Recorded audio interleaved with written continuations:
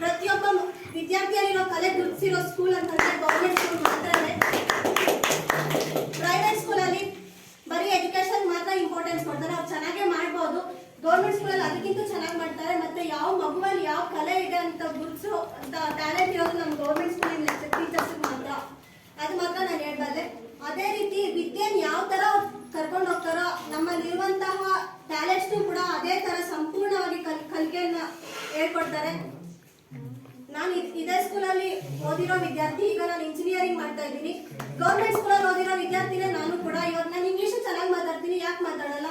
ಅದೇ ಪ್ರೈವೇಟ್ ಸ್ಕೂಲಲ್ಲಿ ಓದಿರೋ ಮಕ್ಕಳು ಇಂಗ್ಲೀಷ್ ಮೀಡಿಯಂ ಫಸ್ಟ್ ಇಂದ ಇಂಗ್ಲೀಷ್ ಮೀಡಿಯಂ ಓದಿ ಕನ್ನಡ ಮಾತಾಡಿ ಅಂತಂದ್ರೆ ತೊದಲ್ತಾರೆ. ನಾವು 7th ಓದು ಕನ್ನಡ ಮೀಡಿಯಂ ಓದಿ ಕನ್ನಡ ಮತ್ತೆ ಇಂಗ್ಲೀಷ್ನು ಕೂಡ ಫ್ಲೂಯೆಂಟ್ ಆಗಿ ಮಾತಾಡ್ತೀವಿ.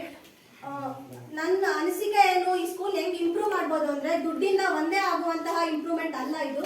ಯಾಕಂತಂದ್ರೆ ದುಡ್ಡು ವಿದ್ಯೆನ ಕಲಿಸ್ಕೊಡಲ್ಲ. ನಾವ್ ಇಷ್ಟು ಜನ ಹೋಗಿದೀವಿ, ಓಲ್ಡ್ ಸ್ಟೂಡೆಂಟ್ಸ್ ಇಷ್ಟೊಂದು ಜನ ಇದೀವಿ. ಪ್ರತಿಯೊಬ್ಬರಲ್ಲೂ ಒಂದೊಂದು ಕಲೆ ಇರುತ್ತೆ. ಆ ಕಲೆನ ನೀವು ಬಿಸಿ ಸ್ಕೆಡ್ಯೂಲ್ ಇರಬಹುದು ಡೈಲಿನು, ಆದ್ರೆ ನಿಮ್ ವಾರಕ್ಕೆ ಒಂದಿನ ರಜೆ ಇರುತ್ತಲ್ಲ, ನಿಮ್ಗೆ ಗೊತ್ತಿರುವಂತಹ ಇಂಗ್ಲಿಷ್ ಅಲ್ಲಿ 26 ಅಕ್ಷರಗಳಿದೆ, ಅದ್ರಲ್ಲಿ ಒಂದು 5 ಅಕ್ಷರ ಮಕ್ಳಿಗೆ ಹೇಳ್ಕೊಟ್ರೆ ಅವ್ರಿಗೂ ಕೂಡ ಲಾಭ ಆಗುತ್ತೆ. ಪ್ರತಿಯೊಂದು ಪೇರೆಂಟ್ಗೂ ಕೂಡ ದುಡ್ಡು ಕೊಟ್ಟು ಹೊರಗಡೆ ವಿದ್ಯೆನ ಕಲಿಸೋಷ್ಟು ಎಬಿಲಿಟಿ ಇರಲ್ಲ. ಕೆಲವ್ರಿಗೆ ಇರುತ್ತೆ, ಕೆಲವ್ರಿಗೆ ಇರಲ್ಲ. ಸೊ ನಮ್ಗೆ ರಜೆ ಇದ್ದಾಗ ಒಂದೊಂದಿನ ಬಂದು ನಮ್ಮಲ್ಲಿ ಏನ್ ಟ್ಯಾಲೆಂಟ್ ಇದೆ ಅದನ್ನ ಎಲ್ಲರಿಗೂ ಸ್ಪ್ರೆಡ್ ಮಾಡೋಣ.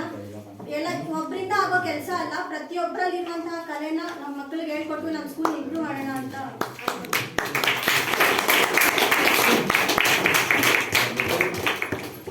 ಸೊ ಈ ತರ ಮಾಡಿದ್ರೆ ಮೇ ಬಿ ಇಂಪ್ರೂವ್ಮೆಂಟ್ ಆಗಬಹುದು. ಯಾಕಂದ್ರೆ ಎಲ್ಲರೂ ನೋಡೋದು ಕಲೆ ಮಾತ್ರ, ದುಡ್ಡು ಕೊಟ್ಟು ಓದಿಸ್ತೀವಿ ಅಷ್ಟೇ, ಕಲೆ ನೋಡ್ತಾರೆ. ಕಲೆ ಕಲಿಸ್ಬೇಕಂದ್ರೆ ಎಲ್ಲರೂ ಮುಂದೆ ಬರಬೇಕು. ಸೊ ಓಲ್ಡ್ ಸ್ಟೂಡೆಂಟ್ಸ್ ಎಲ್ಲ ಕೋಆಪರೇಟ್ ಮಾಡ್ತೀರಾ